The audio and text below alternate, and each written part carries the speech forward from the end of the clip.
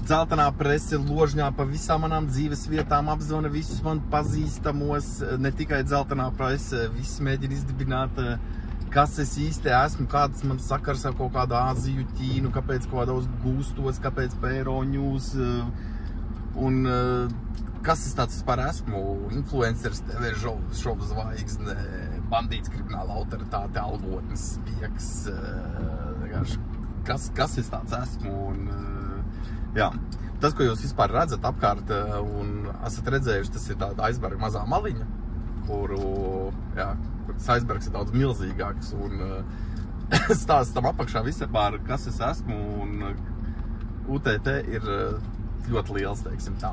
Es jau biju uztaisījis YouTube kanālā iepriekš stāstu par Leģionu. To visu arī es daru savu iemeslu dēļ, kāpēc es to stāstīju un kāpēc to rādu, un arī manos sociālos saitos, tur Instagramā, TikTokā, UTT. Tad tagad es pastāstīšu tā kā visu no sākuma, kas es vispār esmu un ko es esmu darījis, un jā, tur būs ļoti interesantas lietas.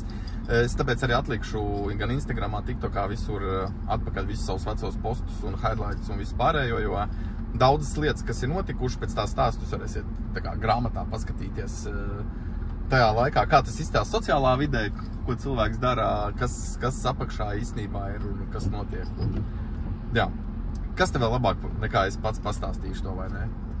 Mums jau visiem tas smilšu pulkstenīts tikšķi un nezinu, cik vēl tā daudz laika ir, katram mums dodas.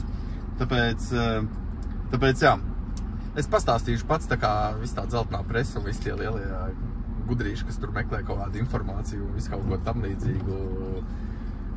Tāpat jūs neko tur vajag atrast pa manīm, labi, neskait visas ziņas un visu kaut ko tādu nevarat. Žēl, ka man nav vairs visādi cietie diski un visu kaut kas tāds, kur būtu daudz visādi video materiāli blakus. Bet, nu, tas vēl ir, un sociālos saitos arī man visādos postos viss kaut kas ir. Tā kā jā. Es nezinu, cik ātri, jo tas stāsts ir daudz, es sākušu tā kā no bērnības, no paša sākuma, kā es vispār kur un kā nonācu, un kas notikās, un kā tā dzīvība iekrosījās, gan arī pa mīlas frontu un visu kaut ko tam līdzīgi. Tāda video grāmata, es teikšu, varētu būt šajā YouTube kanālā. Bet jā, bet vismaz man stāsts būs pastāstīts.